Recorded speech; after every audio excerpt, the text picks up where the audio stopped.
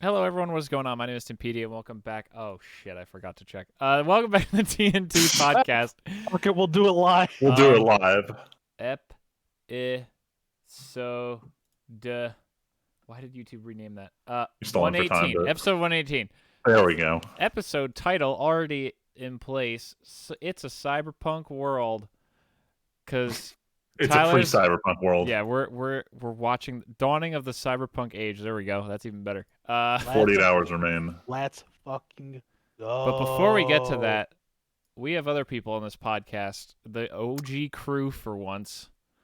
Right? As always, it's Friedman, also known as Andrew, but mostly known as Friedman. On my left, Just Tyler. That's it. and nobody else. No, Nobody else. no Because- one with funny nicknames or anything. 'Cause it's Guess just, what? The other two guests who would be on here, they're both playing WoW constantly now. Yeah, right. Because the new expansion is actually, it's not even. This wasn't even part of the news. Apparently, the new expansion, highest selling PC game ever already.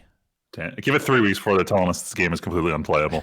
Yeah. See, I feel I like feel that's- like there was so much hype around War for Azeroth, whatever the fuck it was, and then like a Battle? month later they're like Battle for Azeroth, and they're like, yeah, this game sucks.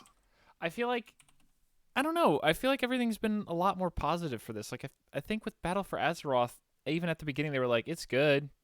I don't remember them being like, wow, it's great. And both of them have consistently been like, wow, this is great. But then again, rating did just come out like today. So let's see how rating actually is, because that's where they spend 95% of their lives. Does it actually rate a lot? I know Luigi does, obviously. Aiden isn't on the podcast because he's rating right now because it came out today. Gotcha. I don't know if he's in a guild or anything, or like going to be like Luigi doing it three He's in a fucking days guild. a week, but he's at least rating. Speaking of rating, Nintendo is rating gamers. Oh Yo. my god. Why does Nintendo hate gamers so much? All right, so let's do the play-by-play here. So Feels as like I don't know always, shit well- about this. Yeah, because we haven't talked about this in a while, so we missed even the first thing. Are you talking about the first So- thing or the second thing? I'm talking about Melee into Splatoon. Yes, so it's first and second. Got it. Yes, and then I'm not talking about the Joy-Con boys. Anyway, so what happened first of all is the Melee community, which is everyone knows is a game from 2001 for the Nintendo GameCube, which while the GameCube did support online, Melee did not. So the only way to really play Melee with people is to be in person, which as we all know in 2020 is, not That's so a no advised. from me, dog. So there are mods online that allow you to play Melee online. And to keep everyone safe, they decided that the next big tournament was going to be hosted using that. Specifically a course- thing called Slippy, which is extra impressive because someone actually coded their own rollback, which is the best baseline netcode for fighting games, apparently. Yes, which notably none of the online smashes use. Nope. Nintendo doesn't even know what the word rollback means. Come on, Freeman. Anyway, Nintendo sends out this cease and desist notice and is just basically pulling any kind of support for any kind of organized Smash tournaments anywhere, without really providing any kind of like circumstantial like here's what we want the community to be. Here's literally anything. It's just like no, stop, please don't stop playing our game. Is the message that everyone in the competitive scene is getting from Nintendo, and I don't know how to describe my feelings on this. Like, Nintendo is the most like, you need to play the game this way. No, you're playing the game wrong. Like, I didn't think I'd hear Nintendo saying this, but it feels like they're saying this about their franchises. I don't understand why they hate money so much. It's Like- isn't it interesting for a company that earns the most money, they're so adverse to doing things a good way when Like, it comes to the I- internet? Like, the idea is that they're like, hey, we have Smash Ultimate. And I was like, yeah, we want to play Melee. They're like, well, why do you want to play Melee? We have Smash Ultimate. We only make money if we sell Smash Ultimate. We don't sell Melee anymore. And the simple answer is, well, why don't you sell Melee? And Nintendo's just like, but we have Ultimate. And they're like, they just don't fucking get it. People want to play Melee. It's that meme where you're at the store, you're like, Mom, I want Smash, and she's like, we got Smash at home. Yeah, basically. Smash at home is Smash Ultimate. Look, like, Ultimate's not bad, but like, I get it. It's not Melee. People want to play Melee. Yeah, I don't know. It's messed up. I was actually talking to my buddy about this today, and like we've talked about this. It's just like Nintendo has their way of just inhibiting people from playing old shit, and like they'll do whatever it takes to make sure people, if they want people to play their old shit, they're gonna play it on their time and like their way. It's so annoying. And like it's fucked up, and it's just like any other game that, and like because it extends out to their library, of course, because it's like, yo, because my friend's like, I want to play Thousand Year Door, but the only way for me to play Thousand Year Door legitimately is if I go out and I buy a copy of Thousand Year Door from some asshole who's selling it for $150. Yeah. Yeah. That's the only way. And it sucks that they got to continue this kind of practice. It's pretty BM, but you know, motherfuckers are gonna keep feeding into it anyway. Mm-hmm. Yeah. Wait, does that mean no more Melee at Evo, or did they stop? So Melee no. was dropped from Evo last year. Well, yeah, right. that remember Okay. Keith's video about how funny it was? Oh right, yeah. Wait, yeah. where's Melee? Where's Melee? No, but it's still wild that like Nintendo is so head up its own ass sometimes that it's like literally no one. There's a pandemic. No one's gonna go play a GameCube in person. Yo, now that we found out about this Slippy thing, fuck you. Right. It's like they're mad, like, oh, they can play without paying for Nintendo Online. And it's like, well, It wouldn't matter. like, what if you made Melee use Nintendo Online? Like I don't get it. Like they're sitting here going, no, if we let them play Melee and have to pay for it through us, like they're not going to play Ultimate. They're going to play Melee instead. I've got bad news for them. Those people are already playing Melee instead. Like, Right. like they don't get, like they feel like they can dictate what we play, and like the market will decide. So Freeman, Yeah. what's part 2 of this story? So Your take. So I didn't look too much into this because I was just more into what was going on with Melee. But it seems like there's a big Splatoon 2 tournament happening, and, kind of in solidarity with the Melee community, a lot of big name competitors just dropped out. So I'll dig into it a little more because I was just listening to another podcast today that talked about it. Go ahead, you're the expert on this one. The expertise. So what happened was there was this huge, like this North American, like this American Cup, basically this huge Splatoon 2 tournament.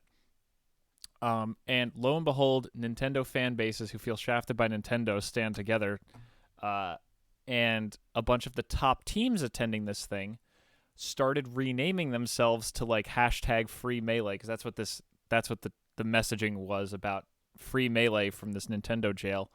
All these Melee related puns, and what were they going to do? Like, these teams are renaming. We can't be like, no, your team name is junk. So a subset of Nintendo that was running the tournament canceled the tournament because the teams were renaming themselves, and they said, we're not going to stream this tournament now because of reasons. And everyone's like, it's because of these teams calling themselves Melee related. So now the Splatoon community is like, fuck Nintendo, because these people were just renaming their team and you canceled the whole tournament. God, it's stupid. Yo, fuck Nintendo. What the fuck is is this this? Actually, bro, this is pissing me off. You know what, Freeman? Why don't we move this? Let's skip the story I put in for now and skip to this, because we could talk about the other company that does inane bullshit. Oh my god, I don't remember if I was describing it to anyone, but first of all, I'm not even going to talk about it during the What We Watched Played session. I'll get to it right now because it's a monumental achievement. But I've finally finished Persona 5 Royal. It only took me like 200 hours this time. But I'm done. I'm out. I'm done playing Persona 5. I've finished the Persona 5 series. There's nothing that can pull me back in except, wait, what's that? Is that a direct story continuation of Persona 5? Persona Strikers? Oh, that's never coming to the US. What? It's coming to the US in February? Oh, whatever. I bet it's only coming to Switch. What's that? It's coming to Steam? That was my entire reaction this week, because I realized I had to get back into Persona 5 after I just got out. I've got like 3 months. I've got 2.5 months of freedom before I have to play another Persona game. But the big news to come out of this is that it's coming to Steam with its Western launch, which I guess probably justifies why it took so long to get here. I'm willing to bet they were originally going to announce it for fall, and then right after Persona 4 Golden happened, and Sega did their Atlas went, Atlas. whoa. They're like, yo, you're going to release a game in the West and it's not on PC? Nah, fix that. We are the ones with the power now. So it's coming to PC. I guess everyone can stop. Everyone is very upset that Persona 5 Royal isn't coming to PC, but I'm willing to bet it'll be like a little further down the line. But that's the big news of Persona Land. The real like spiciest Persona news this week was so listeners, I may have gotten addicted to VTubers. I'm not gonna lie. No. And of the English-speaking VTubers, Calliope Mori, she's not the biggest gamer, but she does play like the more like text-heavy RPG games, whereas everyone else does a lot of like Twitch reaction. These are meme games. Anyway, she had planned to stream to play Persona 3. And very recently, a lot of these streamers started entering these contracts where they have to negotiate with the companies on what games they can play so that they can monetize their streams. And since the company that runs, the biggest VTuber agency, HoloLive, is owned by Sega. So naturally, Sega has given them permission to use all of their games without any kind of distinct negotiations. And since Sega owns Atlas, you'd think it would apply the same. So she plans to stream to play Persona 3, and then like 3 hours in advance, an Atlas contact reaches out and is like, nah, you don't have permission to play Persona 3. Damn. But she's already got the stream scheduled, and like people are there to see her play Persona 3. So for an hour and a half, she stared at the camera and just kept repeating, Atlas, a video game company, please let me play Persona 3. I really want to play this game. Everyone in chat really wants me to play Persona 3. Atlas, it's not that hard. Please let me play Persona 3. Atlas, I've already called your office 3 times. You're not open until 10 o'clock tomorrow, but please, I want to play Persona 3. And this was an hour and a half stream of this. It was fucking wild. She had like the entire soundtrack to Persona 3 playing on loop in reverse in the background and kept like zooming in on her character model. Like this was some wild shit, and Atlas was asleep for all of it and still hasn't authorized her to play Persona 3. And I have no clue why. Some internal person at Sega is worming their way through their contact list to try to find contact with someone at Atlas to be like, Atlas, what the fuck are you doing? What are you doing? What the fuck is this, Amy? Dude, it's wild. Someone at Sega is trying to find, or some HoloLive person is trying to work up the Sega ladder to get over to the Atlas ladder to go down the Atlas ladder to the lawyers. It's taking time, apparently. The worst part of like the last time Persona 3 was sold, like you had to buy it for PSP. Like that's the last time it was purchasable. I think maybe it was a PS2 classic on the PS3, but that was it. We ain't talking recent. So like I don't know where they think they're losing money. I'm pretty sure she was going to emulate it. Well, no, probably like, was going to be PS3 with a capture card. No. Like, what would you emulate that on? Would you just do a PS3 emulator with the classics ROM? Well, the PS3 version is literally just running an emulated copy of the PS2 game, so it'd probably just be a PS2 emulator. Oh my god, incredible! Unless she's literally just going to capture card her PS2. There you go. Which is 100% doable. But anyway, that's all the drama from Persona Land. It seems like Japanese developers are just bad at marketing their own games. No, what? But speaking of a Japanese company attempting to market their game, wait, what? The Monster Hunter movie. Oh, you're skipping to that. Okay. Oh yeah. Oh, did you want to go back? No, I had a Monster Hunter's real short. If you want to do, this is fine. Keep going. All right. So the Monster Hunter movie, which absolutely no one's looking forward to, they did a collaboration in Monster Hunter World where you get armor that makes you look like the main character from the movie. But the big controversy right now is that they really wanted this movie out in China, so they made sure to make sure at least one person on the core cast was Chinese. But he made a Chinese joke in the movie about himself. To paraphrase what the joke was, because I had to look up what it was, but like he's sitting around with a group of other soldiers and they say, "Where are you from?" And he says, "Look at these knees, Chinese." And apparently it struck a chord, especially with the way it got translated into Chinese, because it sounded too similar to the old "dirty knees Chinese" slur. And it pissed off enough people in China they pulled it from all theaters. Well, let's be clear here. It pissed off enough people in the party to get it banned from theaters. Wait, what? The communist party. Like no, like it got enough people complaining in China that like no one was going to see it. Freeman, nothing was going to happen until the CCP stepped in and said, whoa, wait a minute. Yes, but people were complaining first. The problem is the actor had to go and make a separate video of like, full disclosure, like I'm still struggling to understand like how it's offensive. Like I get maybe it's alluding to a completely unrelated joke, but like I'm really sorry. And now everyone's super backpedaling because they really want that Chinese revenue. Yeah. Because that's That's how it 100% why always this movie is. was made. That said, literally no one's talking about whether this movie's good or not, so I don't know if I should see it. It's Freeman, just wait till you can sail and find a copy. Don't. Probably. I'm just here to watch like Rathalos and Black Diablos on a big screen, There you except go. no That's big it. screen. That It's just sounds on like my me and living room Tyler going to TV. watch Godzilla in IMAX. Yeah, dude. Damn. Speaking of of Godzilla, IMAX, Godzilla in IMAX. there's your transition. Go See, ahead. I knew what I was doing. Nice transition. So, in the world of movies, obviously everything is decimated because of COVID, leading to a year of unprecedented things for like streaming and stuff like that. Where, hey, there's been a lot of stuff coming out on streaming, movies and stuff finally coming to streaming quickly, and then Warner Brothers announces every movie they're putting out from Wonder Woman this Christmas through next year is coming to HBO Max for 1 month at a simultaneous release with movie theaters, any that are open. This is Pretty wild. crazy. Like that's some big news. I'm so happy my parents just got HBO Max. I'm so happy that we'll have good quality rips of these movies within 2 days of this movie. Wow. No, but honestly, this is really impressive. Like, Wonder Woman's coming out Christmas Day. You know, a lot of people are going to open presents or, you know, in Freeman's case, just be ready to go to the movies anyway. Unfortunately, Jumas was canceled this year. Jumas was canceled. But we're done opening presents. The classic afternoon, Tyler can attest to this too. After everyone opens presents, you just kind of chill.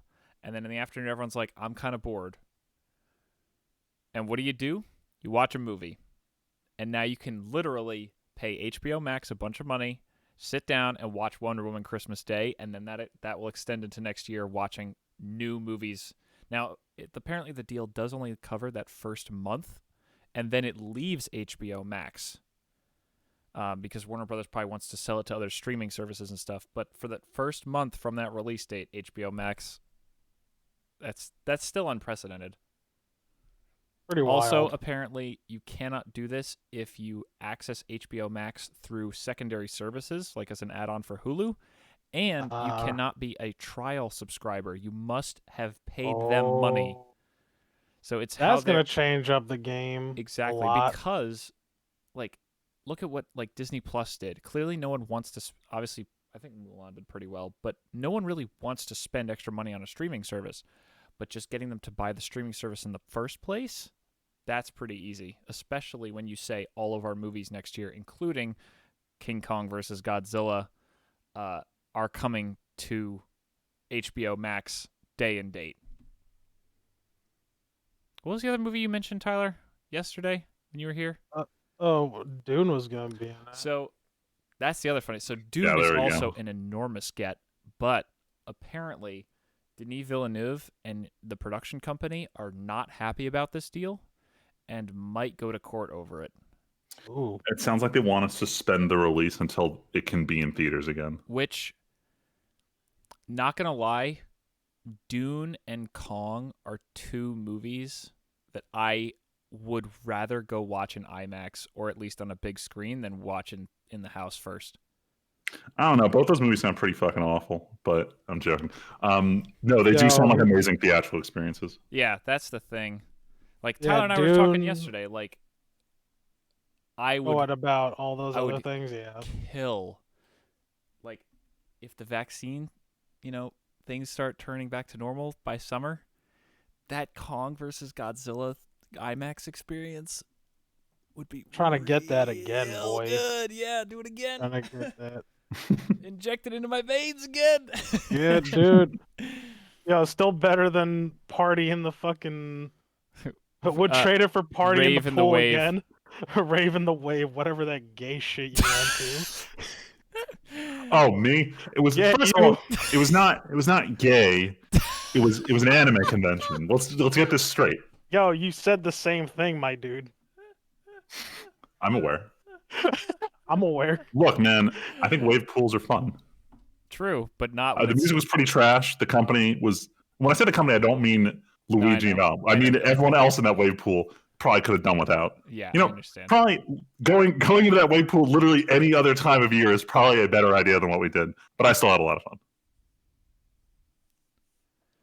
as I'm sure you guys did at your movie. Totally. I literally picture in my head the scene with Ghidorah. Tyler knows exactly what I'm talking about. That was like the most IMAX thing I've seen probably since like Avatar. You see those wings fucking expand in the fucking light. It's so cool. But yeah, so this is still like an incredible deal and step forward for movies and streaming. And this is like when theaters are at their weakest, so time to get that foot in the door. But yeah, so now that we're done with all this, speaking of streaming, there we go. Speaking of streaming and a changing landscape for streaming. Perfect. Freeman? Well, sorry. I completely blanked on that time. I'm like, we're going to talk about what we watched and played this week because there's a lot of streaming. No. Let's go to the country that seems to just fucking hate streaming because it's time for me to open my soundboard so I can play the noise that I play when it's time for the week shit. There we go. I'm so awful at my job here. What's going on tonight? So let's talk about the big one first, which we can't really talk about because none of us have watched it yet. But Attack on Titan, the final season, part 1, came out 2 days ago. Was it Sunday? Yeah, Sunday there. It feels like a million years already. Jesus Christ. I'm avoiding spoilers like the plague. Haha, 2020. But overall, I think everyone is impressed with the animation quality of the episode. That's what I've gauged without intentionally reading anything, which is what I want to hear. Not Production IG. Mappa? Studio Map has been hitting it out of the park with Jujutsu Kaisen this week. Look, I forgot for a second. We thought it was going to be Production IG, but they're not doing it. But more importantly, my not so bold prediction came to pass that Crunchyroll was just going to fucking die the second the episode came out. I think there was still a post yesterday on the subreddit that was pretty near the top on our anime of how Crunchyroll just died and they had to tweet out that they were fixing it. See, I was prepared for this one. I don't only have a Crunchyroll subscription. I'm technically also subscribed to Verve, and then I also pay for Funimation. And all 3 platforms had it at launch. So I guarantee you Funimation also died. No one wants to talk about that. But it's out there. The big news that did come out, though, that they're really, really trying to hide and they don't want to make it super obvious, is that they created listings on their website for the 2 Blu-rays they're going to sell for this. And it shows that it's going to be 16 episodes across 2 Blu-rays, which means, unlike my original prediction of a 30-episode season, it looks like this is only 16, which has everyone a little concerned, I'll say, because up until this point, they've adapted the manga at between 1 and 1.5 chapters every episode, because Attack on Titan is a monthly manga, so these chapters are much longer than like weekly Shonen Jump. And going at the pace they need to hit to adapt the entirety of Attack on Titan in the season, they'd have to adapt at least 3 chapters per episode, which sounds ridiculously rushed. So the current theory is they might do Attack on Titan Final Season Part 1 and Attack on Titan Final Season Part 2. But now the big theory going around is that they saw the Mugen Train money from Demon Slayer, and they're like, yo, could we just make the entire last 10 episodes of Attack on Titan a movie?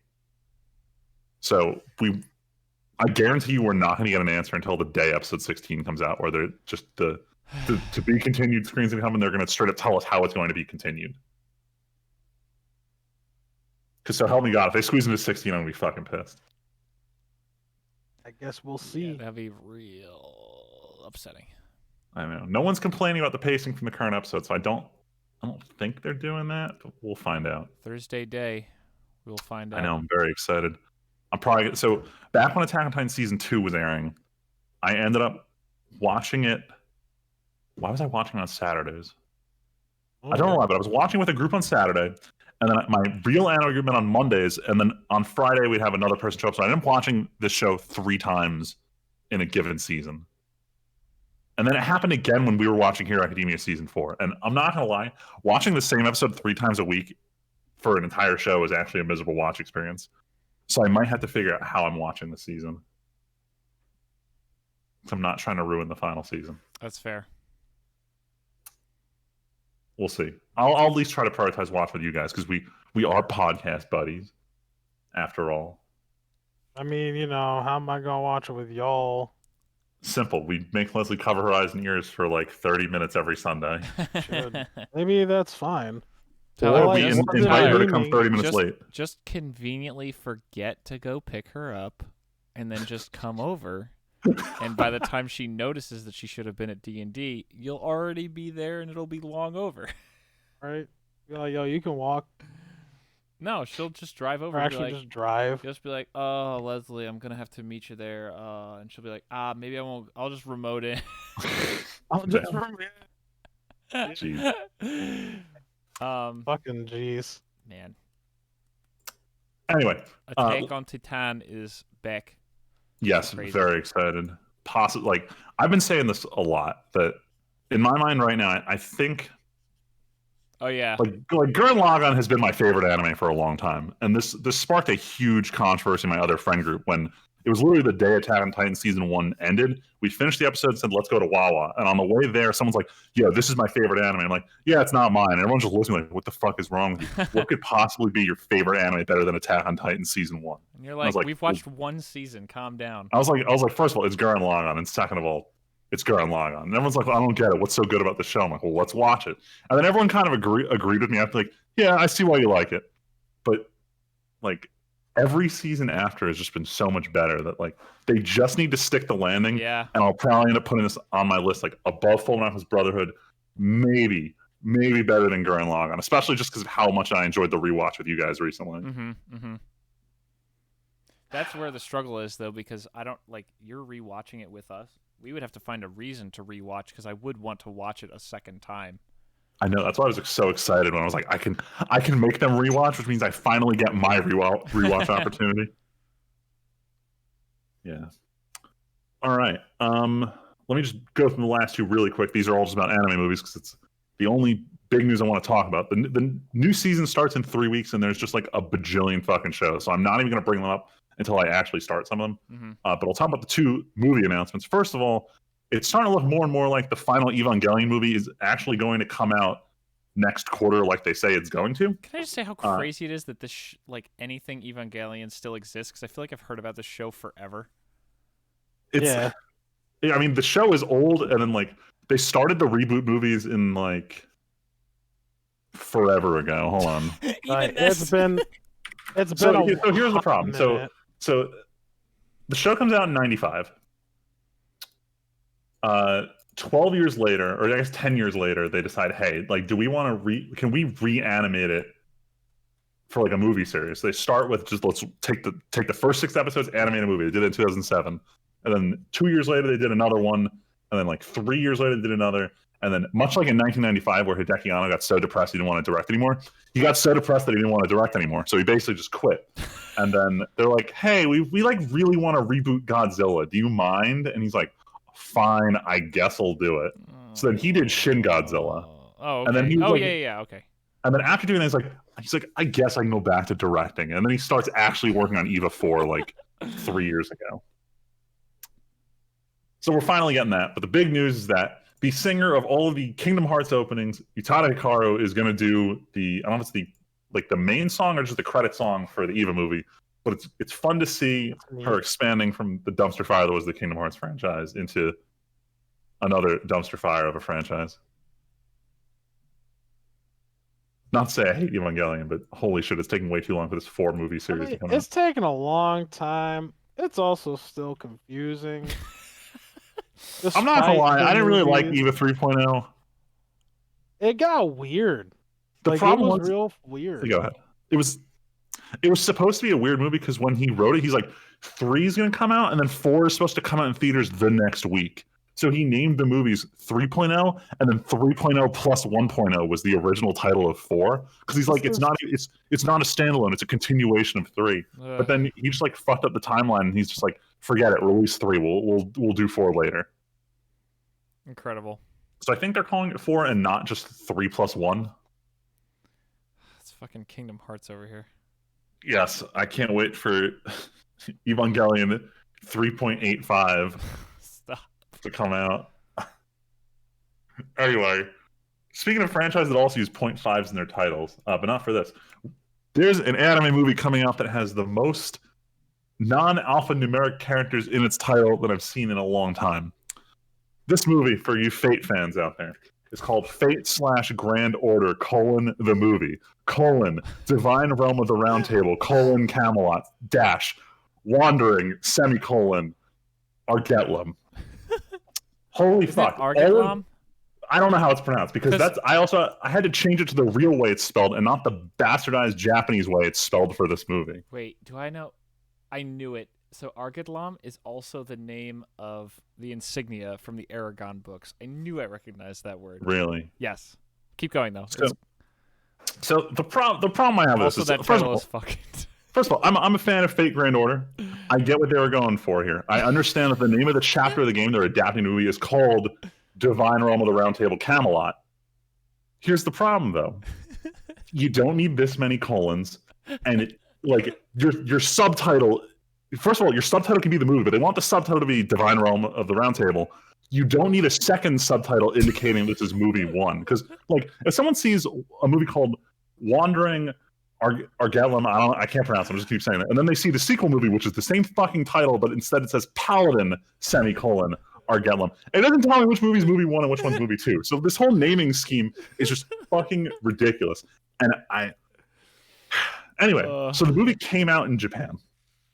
And the Fate franchise is huge. If the Demon Slayer movie didn't come out this year, I'm fairly certain that Heaven's Feel 3 would have been the biggest animated movie in Japan this year, even with everything going on. But because Demon Slayer is the biggest movie, people who don't watch Demon Slayer are going to see the Demon Slayer movie. Yeah. And so even when it opened at number 4 during, I think it was Demon Slayer's last week in theaters or something. Point is, nothing can stop the Mugen train. It keeps chugging along. I know. I'm hoping to see. I'm not saying the fucking title again. The FGO movie. Unfortunately, even though they did have their theatrical release of Heaven's Feel, there's no theaters around here that have it. The only North American theaters are doing it are Canada. So any chance that the North American Weeb experience for any, I think Aniplex owned properties is just null and void right now. You're not going to have it. So the question is, how's Funimation going to treat their movies this year? It's probably terribly, because all these fucking movies don't. Because here's the thing, part of me despises seeing anime movies in theaters because of how annoying the fans are, but part of me secretly really loves it. I've told you guys multiple times, Yes. Watching the first Hero Academia movie, but then having a bunch of yaoi fangirls screaming the whole time completely changed my perception of that film. So that's when I watched the Blu-ray, I'm I don't get it. This doesn't seem anywhere near as gay as it did in theaters. But it's a fun experience. So I kind of want to see Demon Slayer in theaters, even though it's probably not going to happen. That'd be really cool. Anyway, that's it for the Weeb shit. There's no news just because the next season is so stacked and I just don't want to talk about it till we're a little bit closer. Right. So And honestly, outside of new console stuff that none of us care about, not that much happened. I mean, other than Cyberpunk's coming out in 48 hours, but what else is need new? anything. That's not. Yeah, news is in. Reviews say Cyberpunk is really good and buggy as shit, which is why I am not Let's Playing it day one, or probably even until next year. But Tyler is going to immediately be playing it on Thursday. Not that there's anything wrong with that. No, Tyler has literally been desperate for this game for months now. But yeah, so we can move on to watched and played. I know Tyler is busy for a second, so we're going to talk about other stuff that We'll talk about what you watched instead of what you played. Well, yeah, I didn't play much. Other than starting to replay Dark Souls 2 and Dark Souls 3 with different people for co-op. Oh my god. I played a bunch of stuff. But Tyler, you know what we all played, although you two played way more? Hades. Hades. Hades. Hades. Hades. Hades is a fun game. Everybody's been riding this dick lately, actually. All of us. Everyone, All of us have been riding it. Everyone I know has been playing it lately. or I only almost bought it everyone, because I you should two say. and Aiden were all like, "This game's really good," and it was on sale for Black Friday, and I'm like, Yeah, no, it's fun. I got through a playthrough, and now I'm playing through it again because you have to beat the last boss a couple of times, mm-hmm.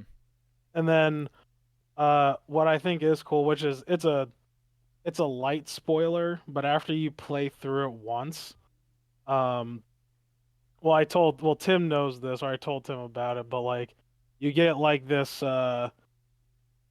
difficulty modifier thing Oh, yeah, that you the can yeah. adjust.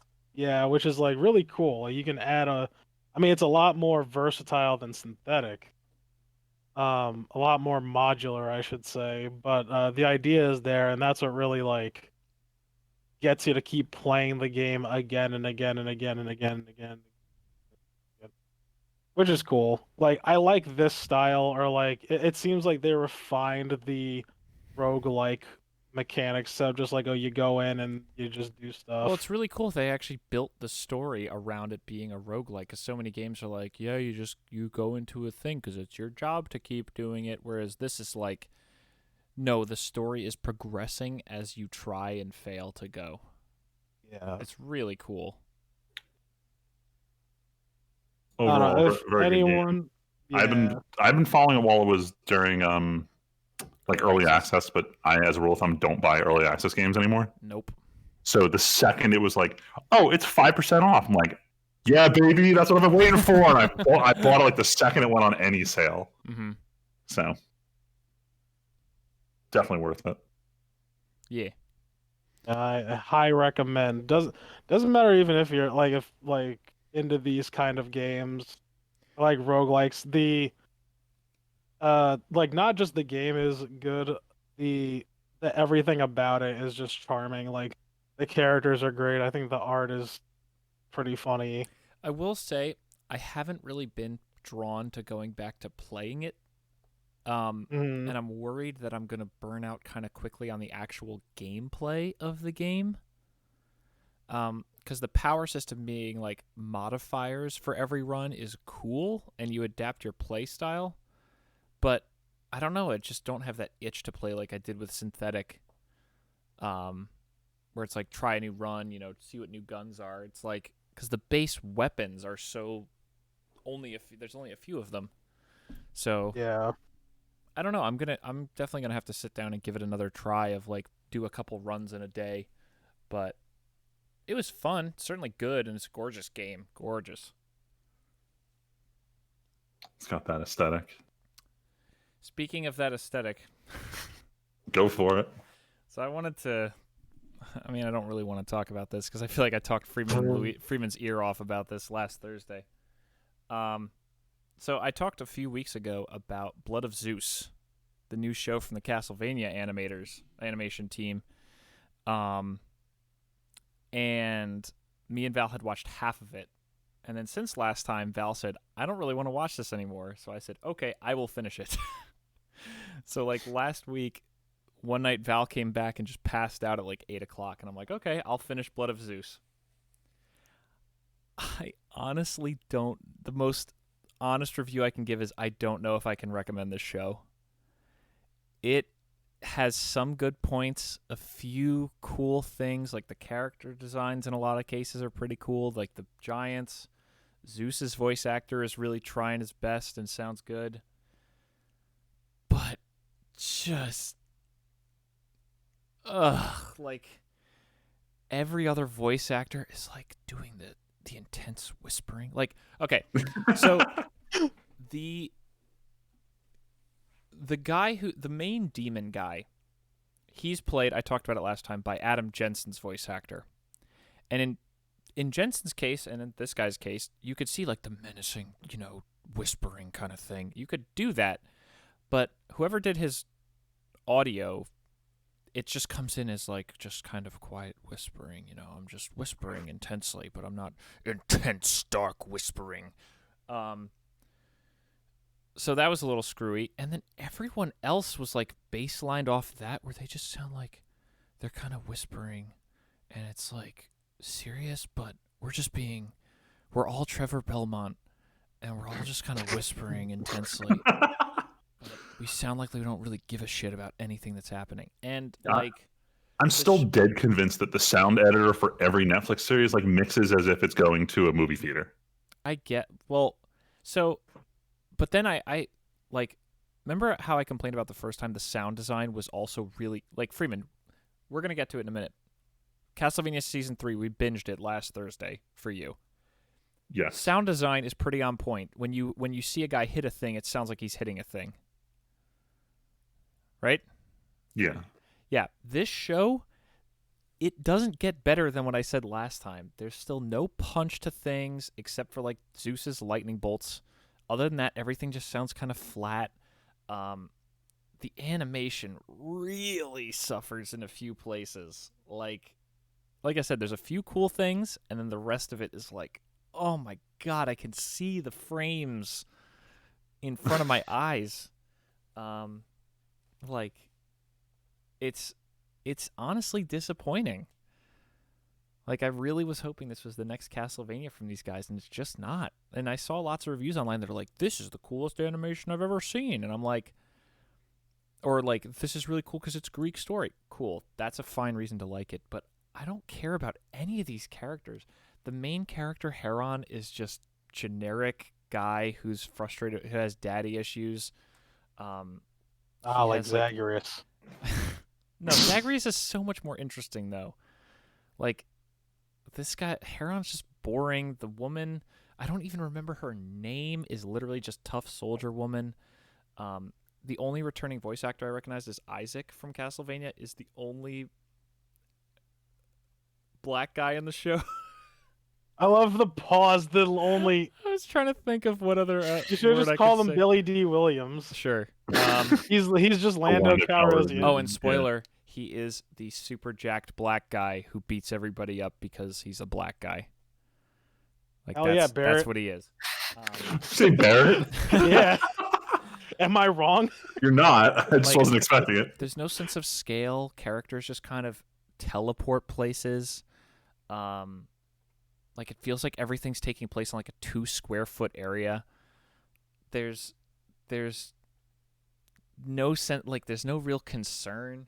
Like, everyone is just kind of dumb. Hera is like the big baddie of like, ooh, she's the schemer, and it's like she literally just, like, half the gods just work with her because reasons. I guess Zeus was a dick.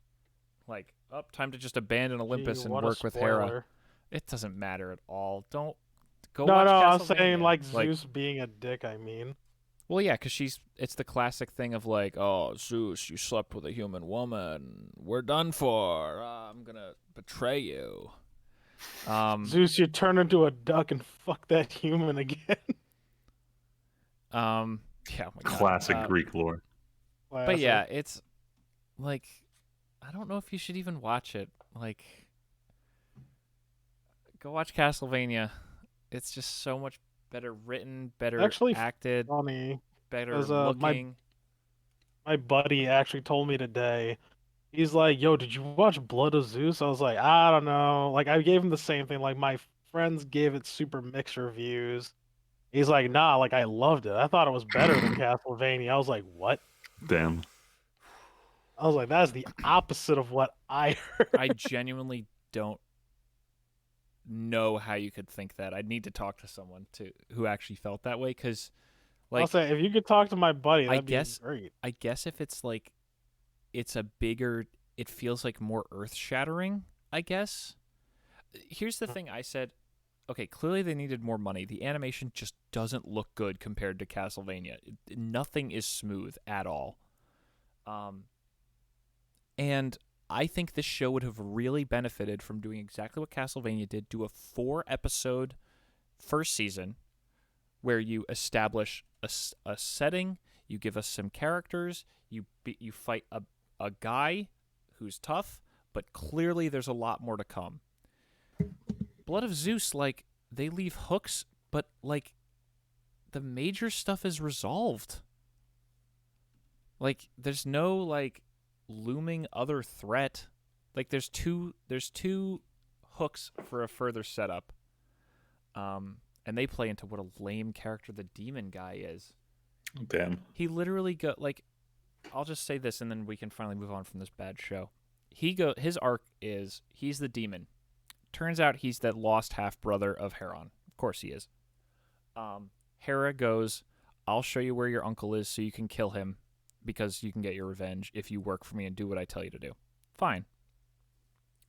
Zeus finds out about this later, and Zeus literally just appears to the guy and goes, dude, I know what you're doing. I don't like it, but I'm not going to hurt you because you're the half-brother of my son. Here, flicks him a coin.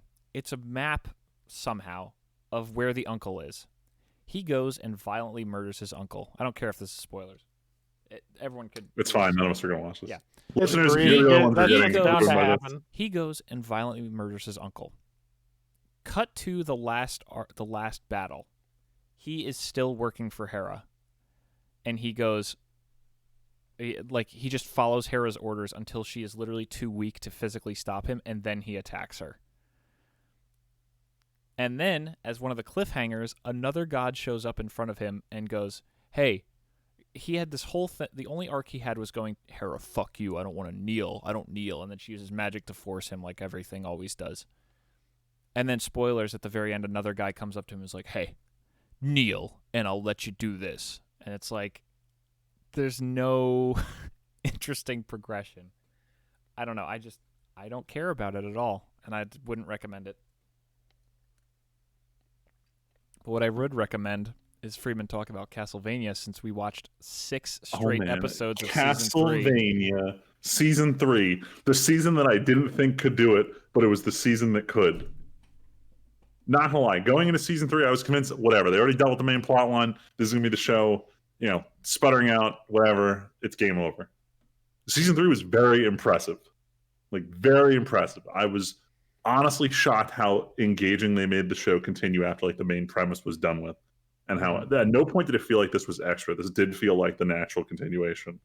And then in the same vein as season 2, it had that super duper hype fight sequence towards the end that was just really, really well done. And I was surprised. I want to add to that because I always wanted to say something about this.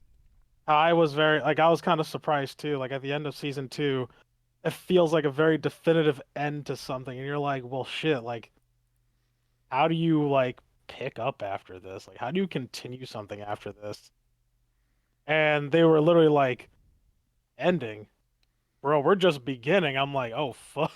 Yeah. That's what this season felt like. It felt like the real start to the show now. I do need to talk about the spiciness of having 2 fight scenes and 2 sex scenes happening where they just keep cutting back and forth between all 4 of these scenes. I wasn't entirely sure which emotion I was supposed to feel, but it was a lot of different emotions all at the same time. It's pretty wild. I also am so glad we talked about this obviously on Thursday plenty, but I'm so happy, Tyler, that Freeman finally got to see, because my favorite scene in Castlevania is the fight at the end of season 2, but my favorite shot in the whole show happens at the end of the fight in season 3. Oh yeah. So I'm glad Freeman got to finally see some animation flex from this show too. Yeah, it was very good. They know how to use their impact frames correctly. Really, really well. God. Now I just want to go rewatch it on Netflix after this. Open it up and watch those 5 seconds. Honestly, not a bad idea. But from one show with good fire animation to another? I forget if I talked about this last time. Did I talk about this? I know you'd mentioned you were watching. I don't remember what specifically you said, though. I feel like I went on a rant last time about how this has been consistently good. Or did I just say that in conversation and not on the podcast? I honestly don't remember how much we're talking on Discord these days. Just before the podcast, just before dinner today, I watched Fire Force. I'm still keeping up on it. It's the one show I'm keeping up on by myself. Dude, Fire Force is still, so much better than it has a right to be. It's impressive how in 2020 this year, Fire Force is, obviously there's other good shows happening, and I know, but it feels like Fire Force has been going on for forever. It's been going on for over 5 months, and like it's still. That is how 24-episode animes work. But like, it's still good. There was no hiccups, no interruptions, no nothing. This has looked great, and the story is really interesting, honestly, at this point. We've gone to a lot of interesting places, and as Freeman has mentioned, we're finally getting answers to questions. Look, my whole issue has kind of been resolved. That at the beginning I thought the show was going too fast, because like the show opens with people exploding into these demons. They are the main enemy, and by episode 3, it's like, nah, they don't matter. It's the humans who are the enemies, and I'm just like, oh my fucking god, you moved way too fast.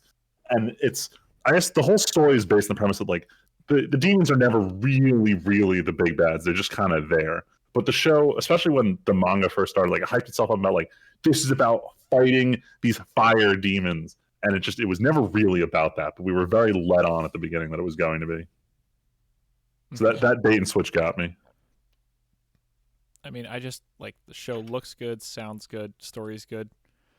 It's been a consistent 8 out of 10 with some really good animation at a few key times.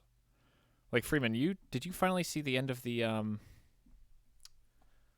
Like that's the episode where Maki's dad is like, "Yo, you're coming back to the military." Oh, so you did. So you did see the episode with Karon at the facility. I don't remember if we'd ever. Yes, I saw the end of that arc.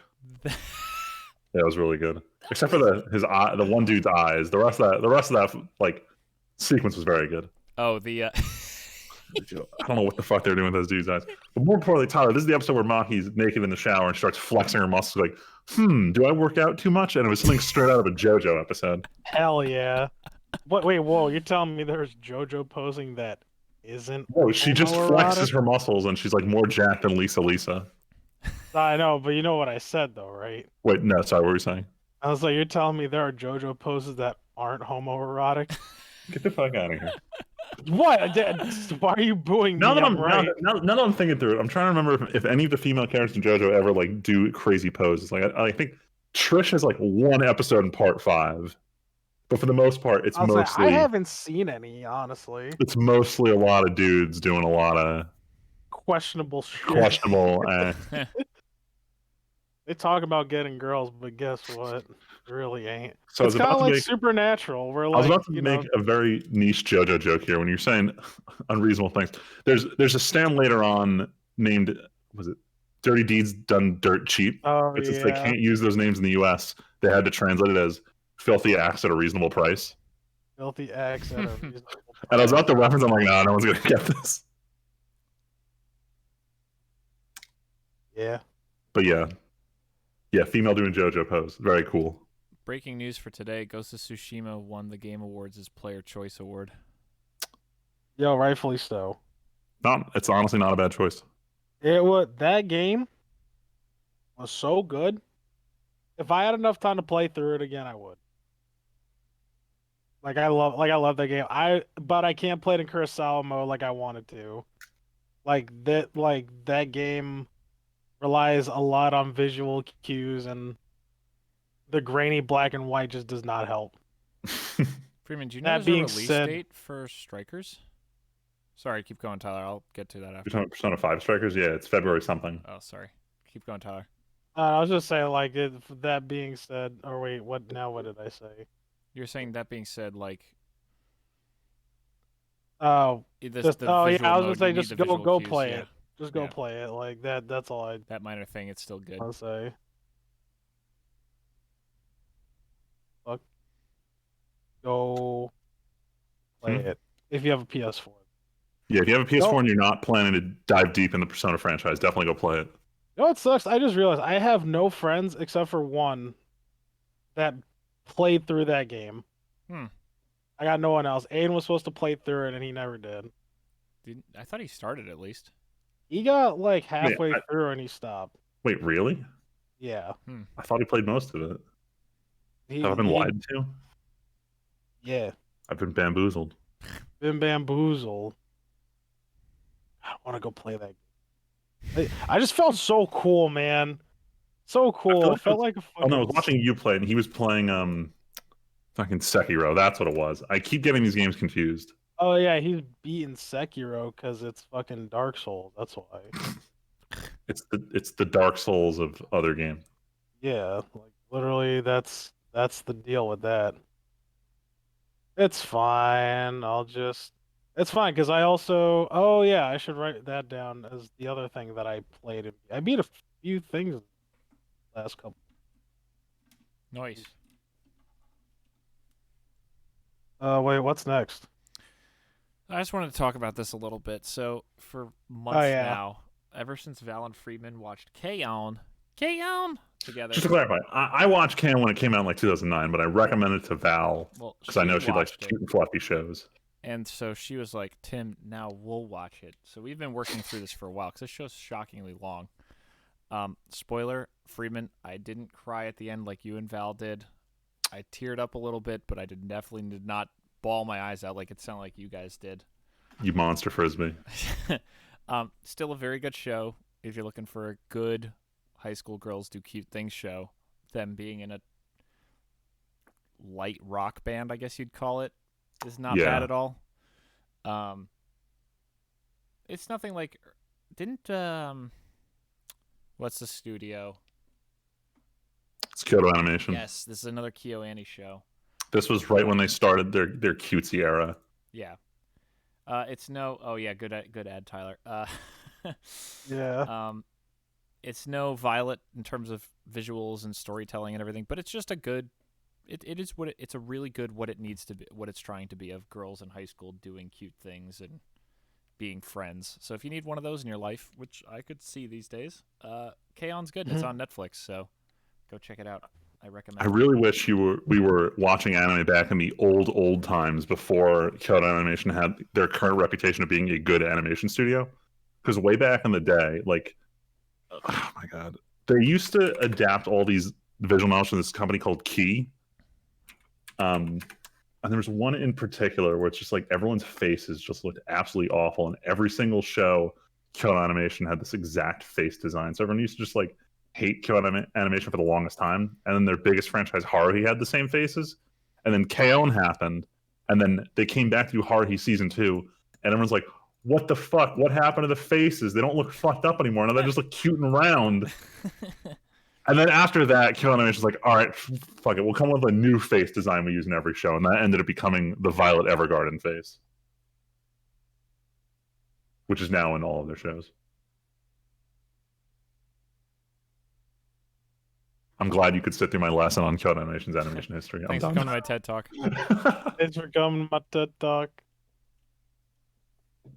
Tim, the last on your list, should we all talk about it? Because we're all technically watching this. Buddy. So after finishing Attack on Titan, my first instinct was we got to keep up the hype. I'm going to show the Thursday Watch Squad Kill la Kill. And then it occurred to me, no, that's a fucking terrible idea. I can't let them draw comparisons between these two like hype shows. I need something in the middle to like quell expectations. I'm like, what's a good funny show we can laugh at? Because we all really, except for Val, we all really love watching Grand Blue. Like we all love laughing. So I'm like, when's the last time I actually laughed at a comedy anime I was watching? I'm like, it's kind of weird, but Hinamatsuri is very funny. And I was like, these guys are gonna fucking hate the show. The show is just so stupid and weird. But it seems like everyone's really loving it. I fucking love this show though. Like it's amazing. What's her face? Blonde hair girl, actual Hanzu. bean. Yeah, Hanzu's the actual bean. It has such odd comedic timing, especially for like an anime comedy. It's refreshing. I love it. It's And then Hina's actually like a fucking bitch. She's so bad. She's terrible. She's the best. She is not the best. She is in fact what is the worst girl. Well, she's second place if you consider both other girls tied for first. No. So she's objectively worst girl. Yeah. No, I meant overall she is worst girl. I love watching her. I think she's hilarious. But objectively she is worst girl. Yes. Yes. I do argue she's the funniest, but she's definitely the worst girl. She's the funniest, but the worst girl. But that's okay. I like this show. I'm gonna keep watching it. Yeah, I'm sad that Tyler can't join us on Thursdays for group watch because this show is hysterical and it's even funnier with friends. Definitely, listeners, if you're looking for a good laugh and you don't mind that it's an anime, definitely watch Hinamatsuri. You don't mind it's an anime. Tyler, you'll appreciate this. So this wasn't even on the list, but this 2 Sundays ago, when we had a tiny friendsgiving with our D&D group. Tyler at one point showed the guys the SCP fan film Overlord. Yes. It's very impressive. It's on YouTube, actually. I'm not even a horror guy, and I thought it was very well done. But I'm just scrolling through Reddit. Apparently, the Tampa Bay Underground Film Festival gave it Best Cinematography, Best Effects, Best Sci-Fi Fantasy, Best Short Film Director, and Best Short Film for this year. Oh, wow. That's really cool, actually. Jeez. So, yeah. Yo, they deserve it. Like, out of left field, did not even expect it. How good it was going to be. Because when, like, Aiden showed me, I was like, oh, it's some fan film shit. And then, It's like, yeah. That's neat, though. That's good news. That's good for him. They did the director and, like, the guys who worked on it did a fantastic job. Yeah, it's actually crazy impressive. We'll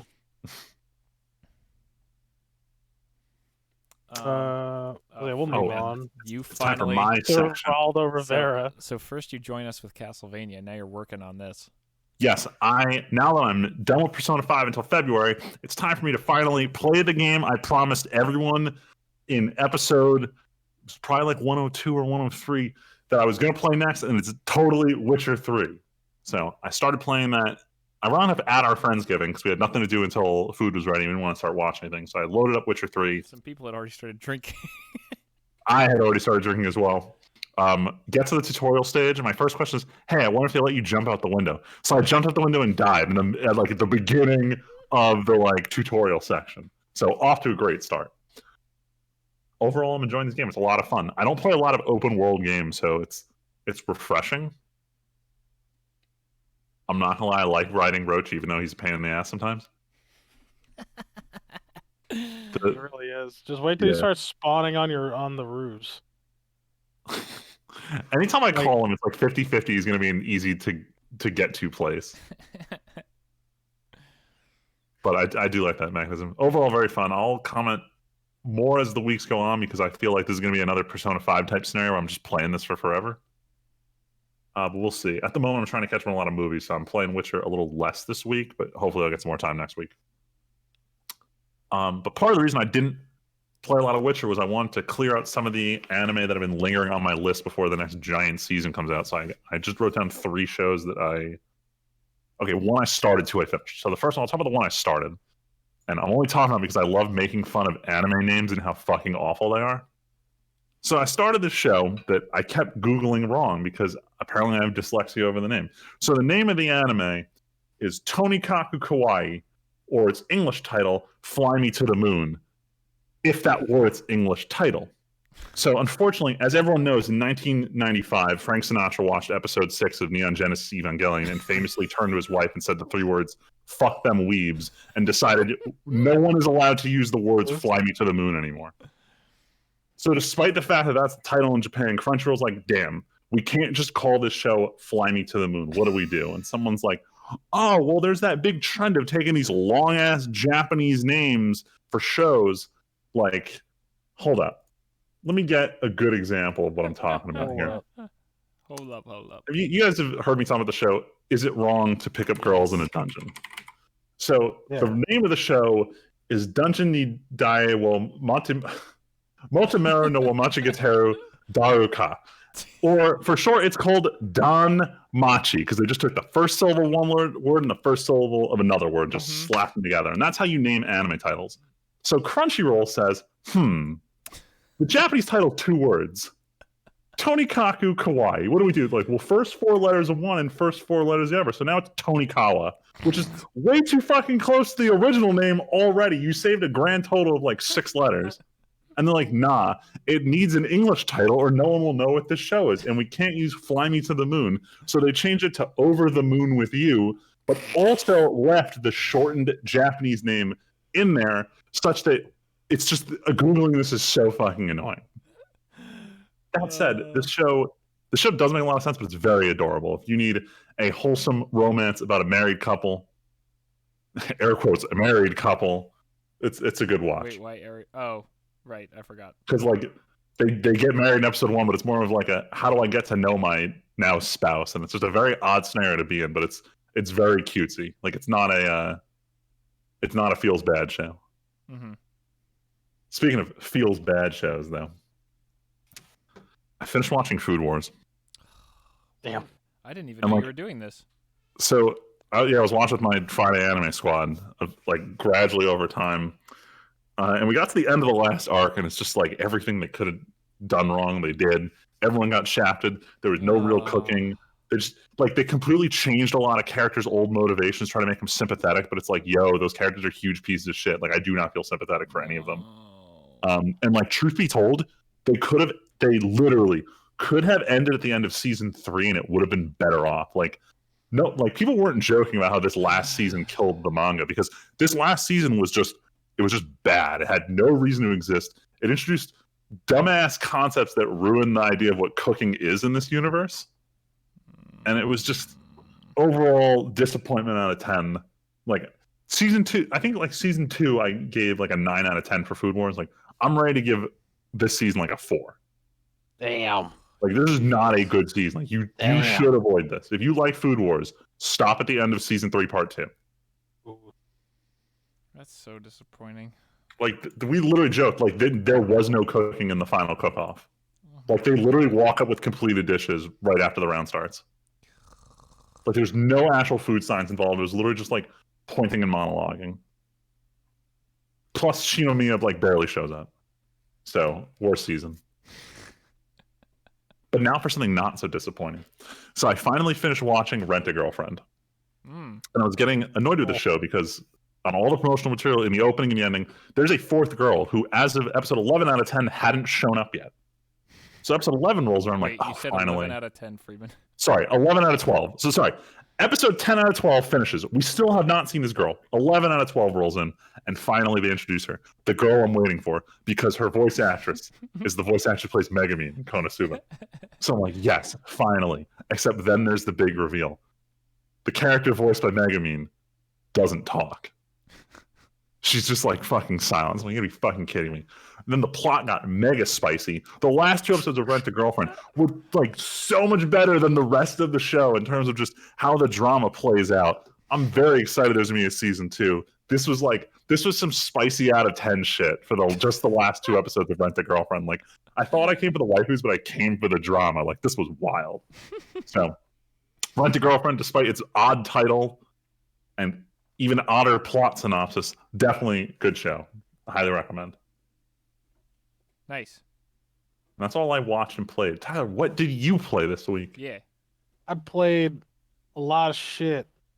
I started a couple of games. I don't know why the fuck I started a couple of games. Yeah, Cause what do you think? You got time There's one coming on this up? list I'm surprised to see.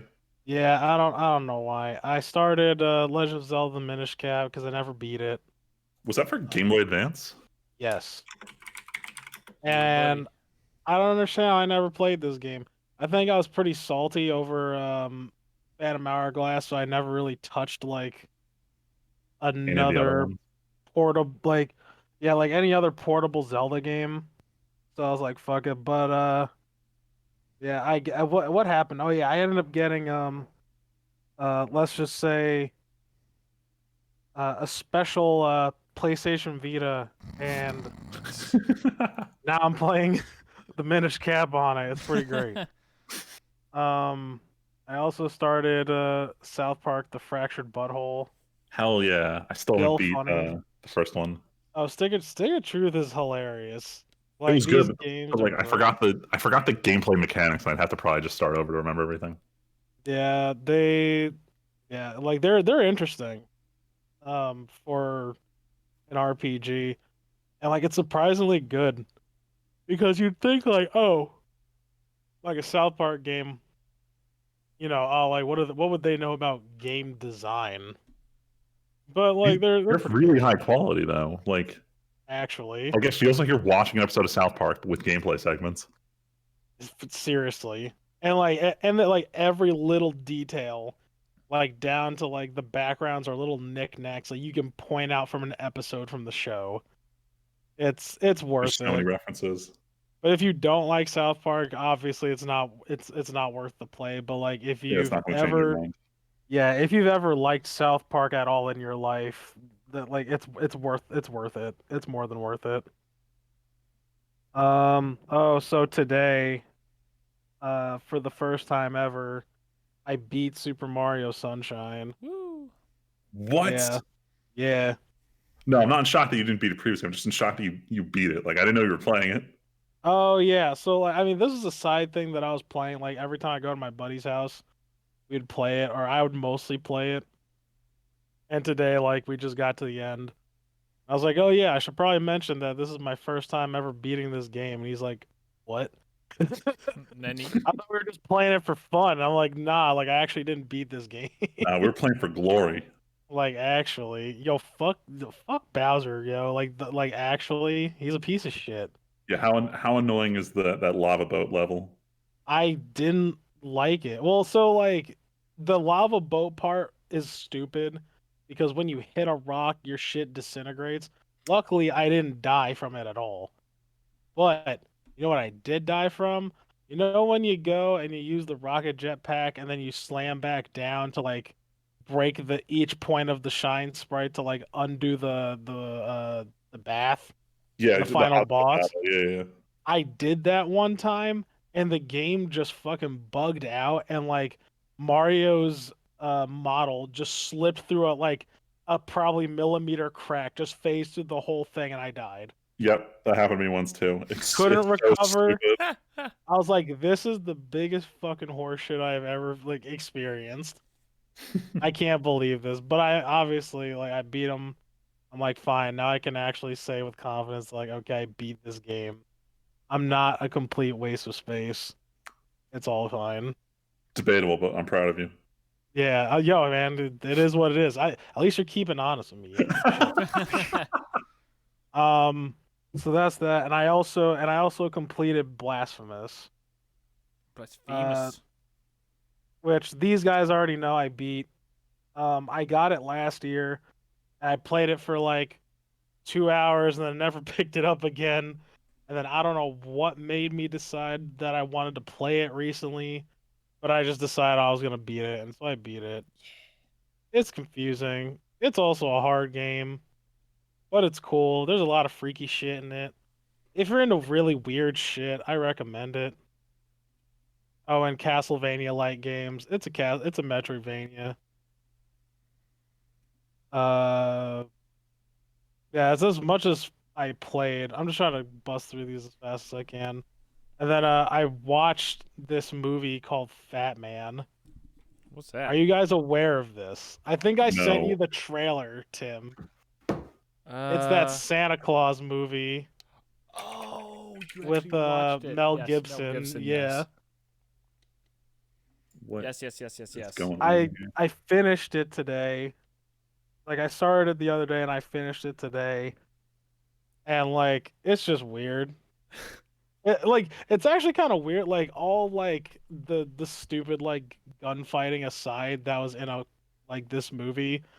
It it showed like what I feel like Santa would actually be in real life, and it's kind of funny how he's just this dude who lives off like in the middle of nowhere with his wife, and like he's all like grumbly grumble, and he's just like upset that kids are just little assholes these days. And like he's just got a whole workshop next to his house. Like it's funny. Like if you're into something like that, like if you're like looking for like a Christmas movie and like you're also a dad, I would recommend it. But overall it's not like a good movie. Like you have to be into those like really ridiculous subplots.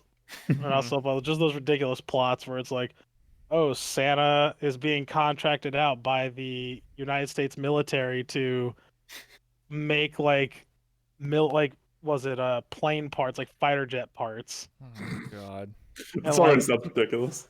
yeah, it's pretty ridiculous. And like this kid who got a piece of coal, like the whole thing is like The whole premise of the movie is this kid got a piece of coal. He's like a rich piece of shit, and he gets pissed at Santa because this kid's like literally a piece of shit. So he hires out a contract killer to go out and kill Santa.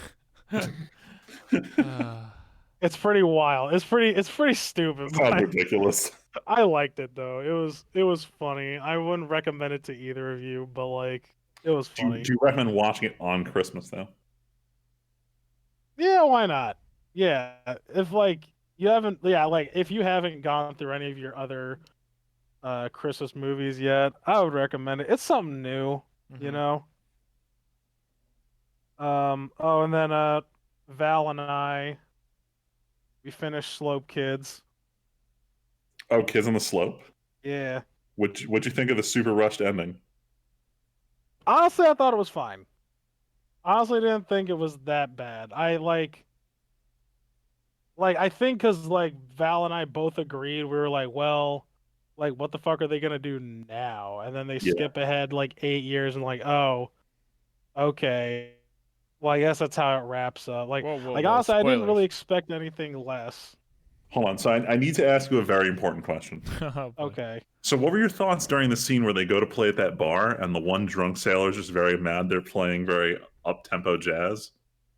Oh, and And he yells that fucking racial slur. yes, Yeah, so that actually led me to what time period does this take place in? Like Val and I got curious so much that we paused the show, looked it up, and we're like, "Oh, it takes place in in the 60s," which yeah, makes it's like sense. right after Be- World War II. yeah, because they were going on about the Beatles and shit, and I'm like, "Oh, that makes even more sense now." Um, I don't know. Like I didn't feel any sort of way other than like it just made me wonder what like time period it took place in. I was just super caught off by the racial slur. I was caught off guard because I was like, "Whoa!" But then it literally only just made me curious. I was like, "Oh, like it could literally be at any point." Yeah, the scene Also, stuck out to me just because I already knew the song he was singing in that sequence. I'm like, oh man. also, um, the two main characters they should have just kissed, like for real. You mean the two guys? Yeah, Yeah, that's what I thought. like I'm not lying, bro. Like it, they should have just made him gay. Like It's weird. It's weird thinking there's a love triangle between literally every character in the love triangle. love triangle, love pentagon, Oh, my sorry, I forgot dude. you got June in there, screwing everything up. Dude, brother Other June, and June. then you had freaking what's her face, who ended up marrying brother June at the end, having a kid with him, and I'm like, this is stupid. I was like, that this love thing is stupid. And like the two homies just need to be more than homies. Like they might as well. The homie even came out. He's like, I understand why you like him. Even it takes my breath away just looking at him. I'm like, wait a minute. Hold on 1 second. You can't just say that. You can't just think I missed this. And like they're having like an emotional moment like before he runs away. He's like, yo, why? Because he's like holding his face to his like lower stomach, and they're both crying. I'm like, yo, this is actually some gay shit. Why are you holding me like this so we won't watch each other cry? I'm like, this is gay. This is gay. And I'm just like, why? Like, is it because it's the 60s? Like they can't be gay? Is that the deal? I mean, it's Japan. You can't even be gay there. That's true. That's true. That's true. Sorry, WoW It isn't should have best just been selling; it's gay. fastest selling. Misspoke before. Correcting some stats we misspoke about, like my episode 12 out of 10. Yeah, might be. But that's fine. Regardless, Kids I on liked the slopes. show. I thought it was cool. It was a fun little watch. Um, and you know what? It's fine. I'm not that upset. There's not so forewarning viewers if you wanna or listeners who want to watch Kids on the Slope anime. It is a jazz anime that it is advertised as a jazz anime that is also slice of life. I listened to Freeman here. There's not that much jazz in it. So just be ready for that.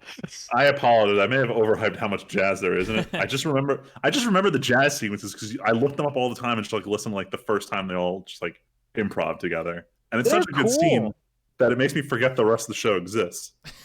Because honestly, like, all right, so like, really, the jazz scenes are the literal best scenes in in the entire show. Like every time they put on, like their jam sessions or like when they've actually performed. Like I thought I almost cried, during the talent show where like the electrical box like took a shit and they both start like he started playing piano. Another dude started playing drums. I'm like, this is great. This is awesome. But yeah, I love it. I like that show. It was great. Speaking of I like that show, we have one final show to discuss. Whoa, whoa, Wah, I should whoa, add wah, whoa. the opening theme to wah. the soundboard. Mandalorian. We're Yeah, in full listen, swing Turner of couldn't season guess the 2. opening based on our guttural noises. It's Mandalorian. um, Mandalorian's really good. So I've only seen the first 2 episodes. My plan is after this, I'm going to get off and do a little bit of work. I'm trying to watch 1 episode a night for the rest of the week. So by Sunday night, I'll be caught up, and my coworkers can stop yelling at me about it, and hopefully we can talk about this. It's During the next so episode. good. Like, I talked about this on Twitter a little bit. Like, it almost makes me want to watch Clone Wars and Rebels now because Dave Filoni's stuff and Look, that's perfectly fine as long as you there's don't, for plot some hooks. reason, as long as you don't get the idea that you want to watch episode 9 because of this, No, because God, that's I will no. literally, I'd rather watch like, I don't even know. I can't even compare to something bad that I've watched. I don't think I've ever watched anything that would hurt me as much as that. But man, like a few weeks ago, Tyler and I watched a scene of this show that had me cry laughing. And there's other scenes where my jaw just drops with how cool the action is, and it's like, it feels so good to watch this show. Like there's just nothing that's bothering where the me. red wire was, the blue wire, where the red wire went. No. Show me the blue wire. Fucking great. Freeman, you know how a lot of times shows will write scenes that it's like it's trying to act like it's a conversation between a parent and child? Yeah. This is the most real to life I have to imagine of what an actual conversation between a parent and a child would be like in this situation. Just the patient repeating of the same thing over and over again because you're not quite doing it the right way. I'm going to go watch that scene after this, and then I'm going to watch the Castlevania thing because, man, it's so funny. But everything in The Mandalorian, it's shot beautifully. The music's still good. The action is great. The characters are super interesting. All the expanded universe callbacks are, Tyler can attest, the last, not this newest episode, but the one before it, there was some stuff. And I'm like, wait a fucking minute. And then even in this newest episode, way to bring a character back just to have them be an actual badass that they were always told. You were always told he was a badass. And now it's, oh, he's actually a badass. Oh, it ain't all just fucking cheap talk. Got it. Yeah. It's really cool how this show is bringing everything together, and I'm really excited for the rest of this season to come out. Like, Tyler can attest, usually I come home, so since Val and Tyler do their watch together on Mondays, I'll come back from work, and I'll just come up the stairs going, wah, wah, wah, and it's like the cry of time to watch Mandalorian with the three of us. Every time. But man, it's just, I can't, it's so good. It's actually making me like want to care about Star Wars again with how good this fucking show is. And that's the highest praise I think I can give. It makes me want to be into Star Wars again. That's how good The Mandalorian is. I hope they make more shows like this. I saw a comment while we were doing the podcast. Someone had screenshotted a tweet and put it on Reddit because, of course, that's how the internet works.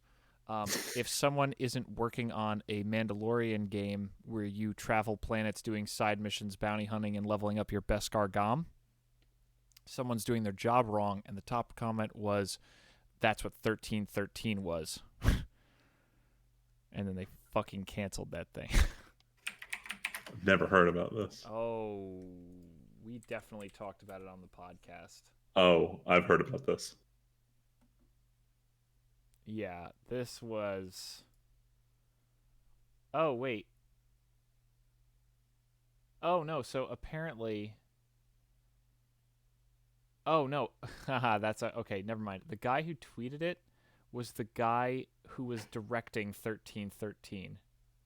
Damn, Disney Oh, killed wait. 1313. This sucks. Wait, no, maybe not. Consult... God of War director... Okay, whatever. It's a guy named Corey Barlog tweeted that, and then a lot of people replied, and everyone was like, "Oh, 1313," or like all this other shit. So yeah, it sucks because that's literally what 1313 was going to be. It was going to be, hey, you're a bounty hunter on Coruscant, level up. It's like, oops. But hey, according to Sony, single-player games are actually earning shit tons of money now. So maybe someday EA will stop fucking up. Anyway, we've rambled on for over an hour about things we watched and played and barely covered any news. So we're not at an hour yet. So let's end quickly before we hit an hour. Yeah, let's get the hell out of here. We don't want to bore our listeners any longer than necessary. Yeah, like I want to keep talking to you fucking losers. I know, Yeah. seriously, it's almost like I'm going to do it every other week is worse. It's almost worse like we're enough. going to be on Discord for for like another hour or two just hanging out. Potentially. Oh, one other thing. So next podcast, we're nearing the end of the year. We're going to do a year wrap-up on December 29th, 3 weeks from now, our next episode, last one for 2020. In the meantime, that means that we can at least take some time to finish, hopefully, Halo 4. Yeah, I true. honestly couldn't remember if we were still playing that or if we'd beaten it. No, we have not beaten it yet, Freeman. We haven't finished the fight, unfortunately. So maybe by the end of 2020, assuming Aiden ever pulls his head out of WoW's ass, we'll finish Halo 4 before the end of the year. But, yeah, so look forward to the last podcast of the year coming in a few weeks, and hopefully some Halo in between. But until next time, thank you all so much for watching. My name is Timpedia. I'm Friedman. Just Tyler. And we'll catch you guys next time. Thanks for listening.